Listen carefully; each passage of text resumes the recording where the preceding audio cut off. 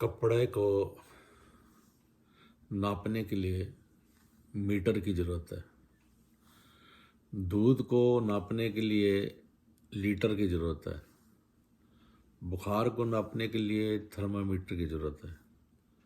और मन को नापने के लिए सद्गुरु की ज़रूरत है, साथ संगत की ज़रूरत है। मन बहुत चंचल है, इसको नापना इतना आसान नहीं है। इनको नापना ऐसे है जैसे मेंढकों को तराजू में तोलना। 2 छलांग मार कर उतरते हैं, एक रखते हैं, 2 छलांग मार कर उतर जाते हैं। ऐसे ही समझ लो जैसे लाइन में बिठाकर बंदरों को खाना खिलाना। मन इतना चंचल है। कहा है ना, मन बेचे सतगुरु के पास, तिस सेवक के कारज रस। कहने को तो हमने तन मन धन निराकार को दिया, अब किसने कितना कितना दिया हम सब अपने अपने अंतर्यामी हैं। लेकिन जिन्होंने समर्पित किया, जिन्होंने 100% सरेंडर किया, रहमतें उसी को प्राप्त हुई हैं। तो दातार ऐसा मेहर करे कि अक्सर संत महात्मा कहते हैं कि लोग सत्संग में जब आते हैं तो कपड़े बदल बदल कर आते हैं। अगर वापस जाएं तो खुद को बदल कर जाएं। तो दातार मेहर करे कि जब हम खुद को बदल कर जाते हैं ना, तो जब पति सत्संग करके घर लौटता है तो पत्नी फिर कहे कि बदले बदले मेरे सरकार नजर आते हैं। दातार ऐसी कृपा करे कि अक्सर दास वो कहता है ना कि अगर सास संगत करके आई है तो बहू को लगना चाहिए कि मेरी सास सत्संग से आई है, और अगर बहू सत्संग करके आई है तो सास को पता लगना चाहिए कि मेरी बहू संगत करके आई है। तो कृपा करो महाराज जी, ये जो साथ संगत होती है महाराज, इससे बहुत कुछ हमें सीखने को मिलता है, रहमत मिलती है।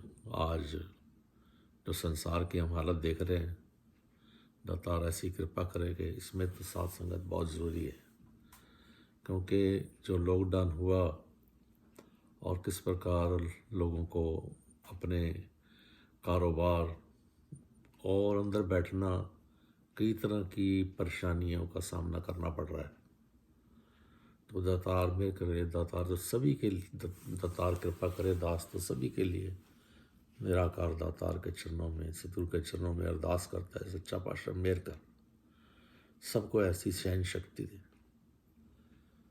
किसी ने लोहार से पूछा था कि ये तेरे पास दो चीज़ें बहुत इस्तेमाल होती हैं, एक हथौड़ी और दूसरा जो लोहा नीचे तूने रखा है जिसके ऊपर रख कर तो कूटता है लोहे को, तो ये तेरे पास ये कब से हैं?